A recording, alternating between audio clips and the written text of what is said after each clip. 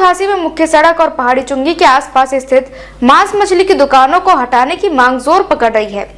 स्थानीय नागरिकों और धार्मिक संगठनों ने इस मुद्दे को गंभीरता से उठाया है, जिससे राजनीतिक स्तर पर भी इसकी चर्चा शुरू हो गई है।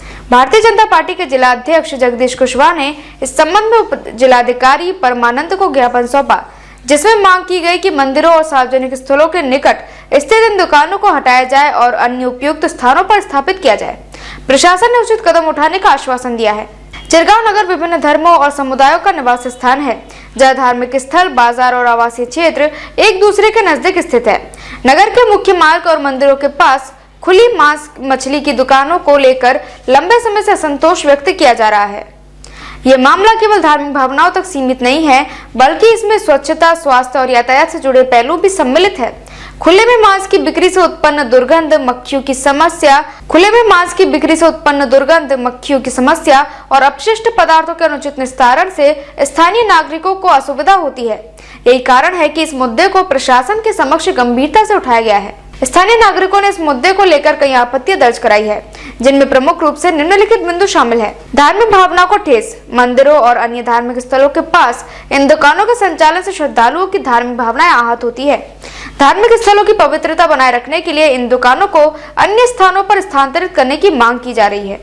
स्वच्छता और गंदगी की समस्या। खुले में मांस मछली की बिक्री से उत्पन्न दुर्गंध और अपशिष्ट प्रबंधन की कमी से सफाई की समस्या उत्पन्न होती है। कई बार देखा गया है कि दुकानों द्वारा उचित अपशिष्ट निस्तारण नहीं किया जाता, जिससे स्थानीय निवासियों को असुविधा होती है। सार्वजनिक स्वास्थ्य पर प्रभाव। खुले में मांस मछली की बिक्री से मक्खियां और अन्य कीटाणु पनपते हैं, जिससे संक्रमण बीमारियों का खतरा बढ़ जाता है। कई बार अपशिष्ट सड़कों पर फेंक दिए जाते हैं, जिससे संक्रमण का खतरा बढ़ता है।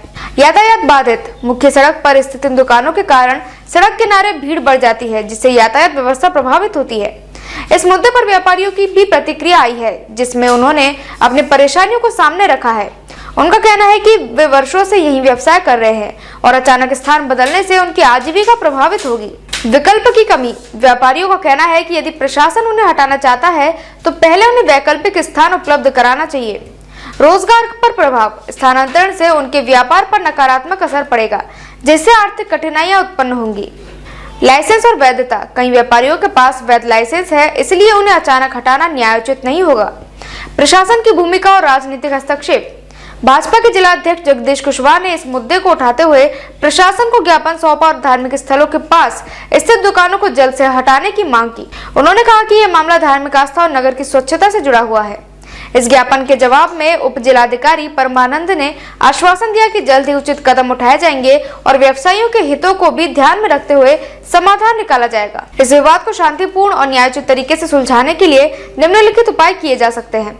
वैकल्पिक स्थानों की व्यवस्था। प्रशासन को ऐसे स्थानों की पहचान करनी चाहिए जहां इन दुकानों को स्थानांतरित किया जा सके।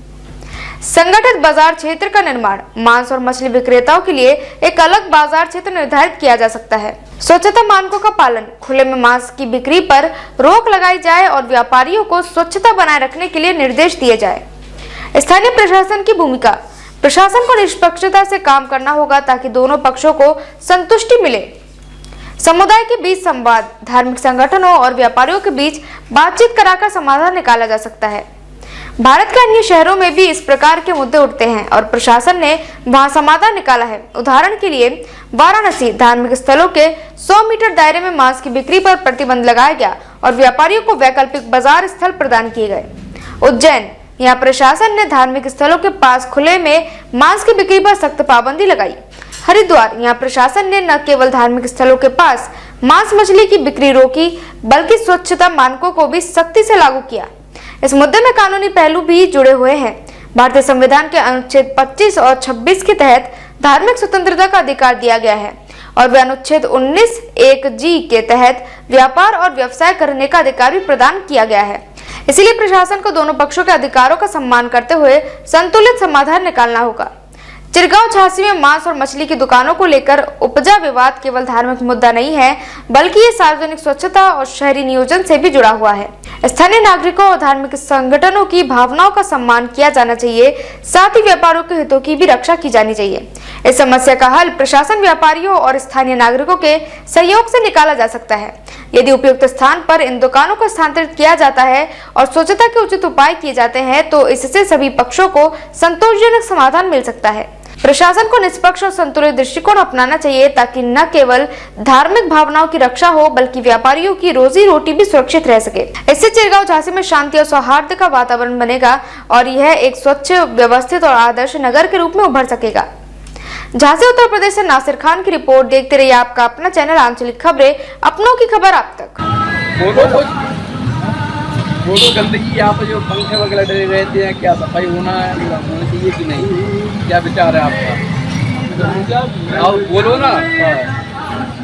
यहाँ पर सफाई का त्योहार भी मतलब ये है, सब शांति रहे और सब लोग प्रेम से रहें और आराम से।